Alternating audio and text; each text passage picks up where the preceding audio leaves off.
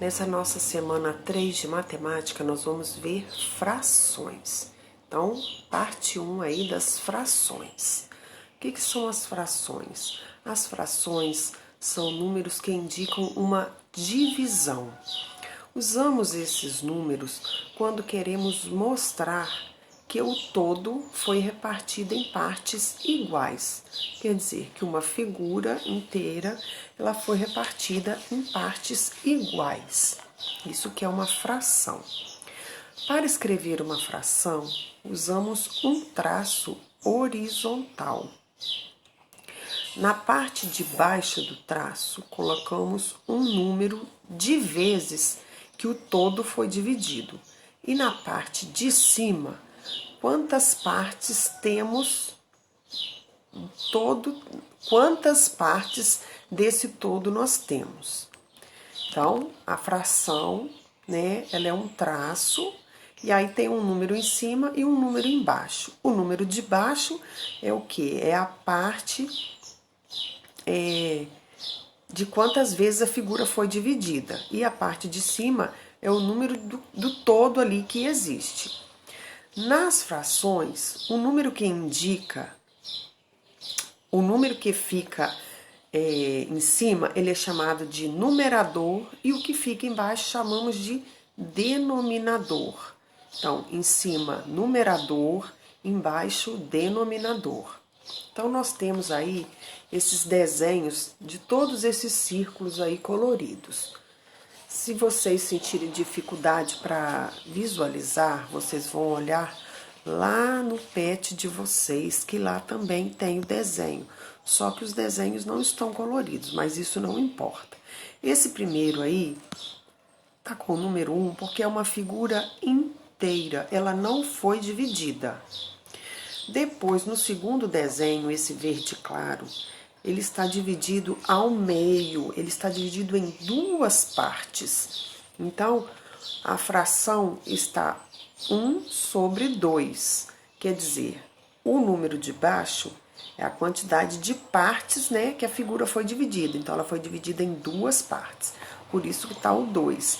E o 1 que está representando cada parte. Então, eu tenho uma parte, 1 sobre 2. A outra parte, 1 sobre 2 também. E assim foi dividido todas as outras figuras. Se vocês contarem essa figurinha rosa e esse terceiro círculo, ele foi dividido em 3 partes. Então, cada parte representa 1 sobre 3, que nós lemos 1/3. E assim foi. Esse amarelo aí foi dividido em 4 partes. Então, nós temos 1 sobre 4, que nós lemos 1/4. Depois, essa azul, em 5 partes. Então, nós temos 1 sobre 5, que a gente lê 1/5. E assim foi. Essa segunda carreira aí agora, a carreira de baixo, nós temos na primeira lá no azul mais claro, a figura foi dividida em 6 partes. Cada parte representa 1/6, quer dizer, 1 sobre 6, né? E a gente lê 1/6. A outra figura, essa lilás aí, ela foi dividida em 7 partes. Então, é 1 sobre 7 que a gente lê 1/7.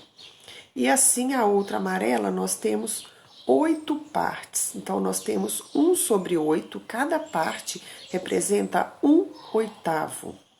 E essa outra azul aí, ela foi dividida em 9 partes. Então, é 1 sobre 9, quer dizer, é 1/9. Cada parte representa 1/9. E essa última aí, nós temos 10 partes. 1 sobre 10, que a gente lê 1/10. Então, cada parte é 1/10. Observe na imagem que quanto mais dividimos nosso círculo, menor vai ficando cada pedaço. Você pode verificar isso quando for a uma pizzaria. Se tiver que dividir uma pizza com 6 pessoas, seu pedaço será bem menor que quando você for com apenas uma pessoa. Assim, podemos concluir, por exemplo, que 1 sobre 2 é maior que 1 sobre 6, quer dizer, 1/2 é maior que 1/6, porque 1/2 está representando a pizza dividida ao meio, quer dizer, em duas partes.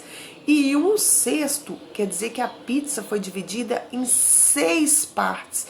Então quer dizer que cada pedaço vai ficar menor, né? Então quer dizer que 1/2, a metade da pizza, ela é maior que 1/6 do que um pedaço dessa parte aí. As frações podem ser próprias e impróprias. Quando o numerador, quer dizer, o número de cima, ele é menor que o denominador, que é o número de baixo, a fração será própria. Se for o contrário, isto é, o numerador maior que o denominador, esta é chamada de imprópria. Então, fração própria é quando o numerador é menor que o denominador. E imprópria é quando é o contrário, o numerador é maior que o denominador. Então, vamos lá.